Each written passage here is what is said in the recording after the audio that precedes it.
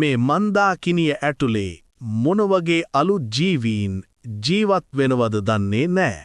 සෝග්. අප දැන් පෘථුවිය වෙතට යන්නද හදන්නේ. ඔබ දන්නවනේ අපට සීමාවන් තියෙනවා කියලා.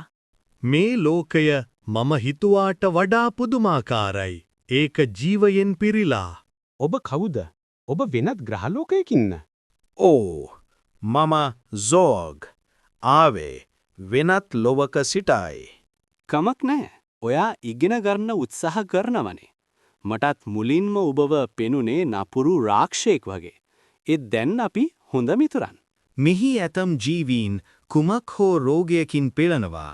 සමහරකුගේ ශරීර ලක්ෂණ පවා විෂමයි. සෝග්. නිරීක්ෂණය කරන්න. ඉගෙන ගන්න. නමුත් ඔවුන්ගේ ජීවිතවලට බලපෑමක් හෝ හානියක් කරන්න යන්න එපා. අපේ ලොවේහි බොහෝ සතුන් දරුණු ලෙස පැතිරී යන රෝගයකින් කාලාන්තරයක් තිස්සේ පීඩා විඳිනවා. අපි කෙසේ හෝ ඔවුන්ව සුවපත් කරමු.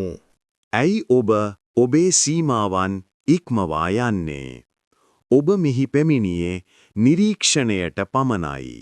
මට පෙනී යනවා සතුන් දෙනටමත් සුව වෙමින් පවතින බව. දැන් මට ඔබව තේරුම් ගත හැකියි. අද අපි සතුටින් සෙල්ලම් කරා නේද? අපි හෙටත් මුණ ගැහෙමු. හදිසියේම රාත්‍රියේ ඇති වුණු කුණාටුවෙන් සියල්ලෝම රැක ගැනීමට සොග් ඉදිරිපත් විය. මෙයින් ඔවුන්ගේ මිත්‍රත්වය වැඩි දියුණු විය. සොග් පිටව යාමට ප්‍රථම තවදුරටත් ජලය සහ පරිසරය පිරිසිදු කරන කුඩා අංශු ලොව පුරා විහිදුවා හරි. මම නැවත එන්නම්. මේ ලෝකය හරිම ලස්සනයි. ඉක්මනින් ආපසු එන්න. ඔබව අපිට ගොඩාක් වටිනවා. සෑම ලෝකයක්ම වටිනවා. ඒ වගේම සෑම ජීවියෙක්ම වැදගත්.